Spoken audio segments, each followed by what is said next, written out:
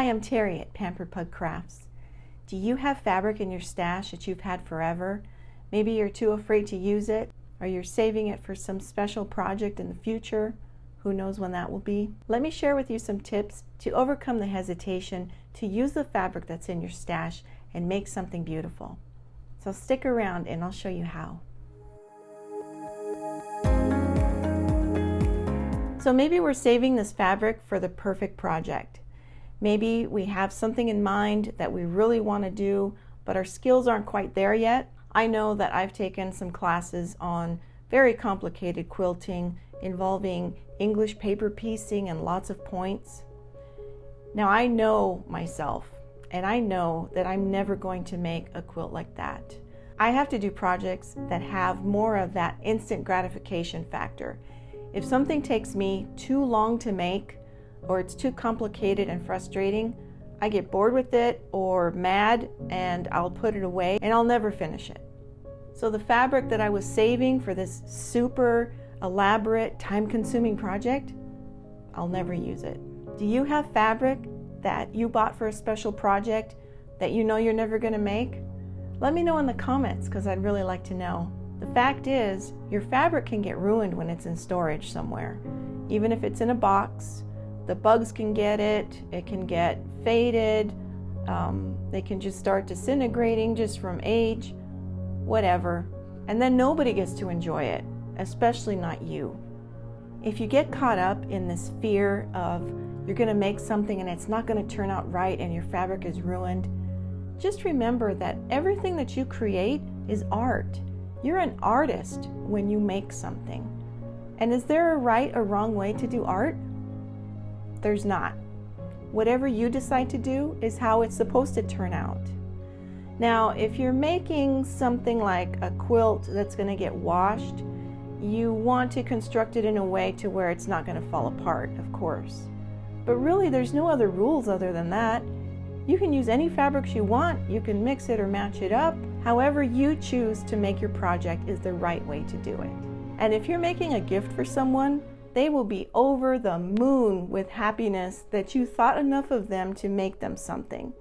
They're not going to sit there and look at it inch by inch, looking for defects or something that you might have done wrong. They're going to be so happy to get a handmade gift.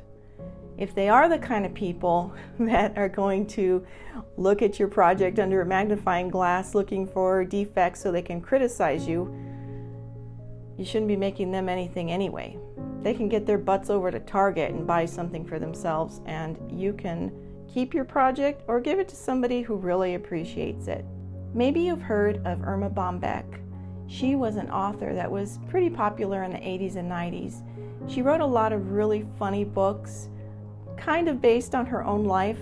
She wrote an article called "If I Had to Live My Life Over," where she listed a lot of things that she wished she would have done in her life. And it was kind of funny, but there was a lot of truth in it as well. One thing in particular really stuck with me when I read this. She wrote, "If I had to do it all over again, I would burn the pink candle that was sculpted into a rose before it melted when it was in storage." Now, how many of us have put things away, saving it, only to find out later that it got broken or like the candle was melted? You know, and it's not just fabric. We have a lot of things stowed away for special occasions. We have the good dishes and the everyday dishes, and the good towels and the everyday towels. But the fact is, what could be more special than today? I mean, we're alive, and that in itself is a miracle. We've all heard the saying, whoever dies with the most fabric wins. And we all laugh about it, right? But the truth is, once we're gone, so are our opportunities to use all of the stuff that we have, which is kind of sad. I mean, I've seen on OfferUp and Facebook Marketplace where people are trying to sell like entire sewing and quilting rooms of family members that have gotten too ill to do their hobby or they've passed. But it's something to think about. I mean, how much stuff do we really have, and are we going to use it? So how do we start when we think about using up something that's in our stash that We've been really hesitating. We don't want to cut into it. We don't want to use it. But at the same time, we do because we want to enjoy it. Well, one thing that works for me is I have to give myself a limited amount of time to think about a project. If I give myself too much time, too many options, I end up with analysis paralysis, where I'm just frozen and I can't decide what to do. So I'll get out a couple of patterns, some fabric, and I'll set a timer, for example, for 10 minutes or 15 minutes. And at the end of that 15 minutes, I have to decide. I have to pick something. And even if I just go eeny, meeny, miny, mo, that's it. It's set in stone. We're doing it. It's happening. Maybe you're a scrappy kind of quilter, or you do more art quilt projects like that. Just start. Cut off a little piece of it. Use it in something. Baby steps. But the important thing is to use it and enjoy it. Another thing that helps me too is I keep a creative journal and I write things down, ideas that come to me, and maybe they're ideas that I'm never going to do, or maybe it's an idea that will spark another idea. But I have found that it's really important to write it down because I'll forget. It's also important to write things down like in a journal for those times when you feel like you've lost your mojo and you can't think of anything to do.